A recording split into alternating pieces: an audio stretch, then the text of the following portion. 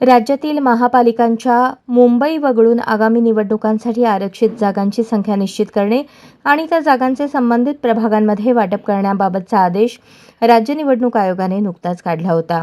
त्यानंतर आता या महापालिकांच्या आरक्षण सोडतीचे वेळापत्रकही आयोगाकडून जाहीर करण्यात आले आहे. राज्य निवडणूक आयोगाचे सचिव सुरेश काकाणी यांनी मुंबई वगळून उर्वरित सर्व महापालिका आयुक्तांना आरक्षण सोडतीबाबतचे आदेश दिले आहेत. त्याबाबतचे वेळापत्रक जाहीर करण्यात आले असून त्यानुसार ही प्रक्रिया 30 ऑक्टोबरपासून सुरू होणार आहे.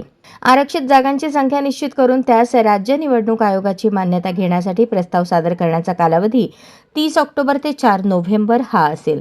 आरक्षण सोडतीची जाहीर सूचना 8 नोव्हेंबरला वृत्तपत्रात प्रसिद्ध केली जाईल. त्यानंतर 11 नोव्हेंबरला आरक्षणाची सोडत काढली जाईल. आरक्षणाची सोडत काढून सोडतीचा निकाल राज्य निवडणूक आयोगाच्या मान्यतेसाठी सादर केला जाईल. प्रारूप आरक्षण हरकती आणि सूचना मागवण्यासाठी विहित नमुन्यात प्रसिद्ध करण्याची तारीख 17 नोव्हेंबर ही आहे.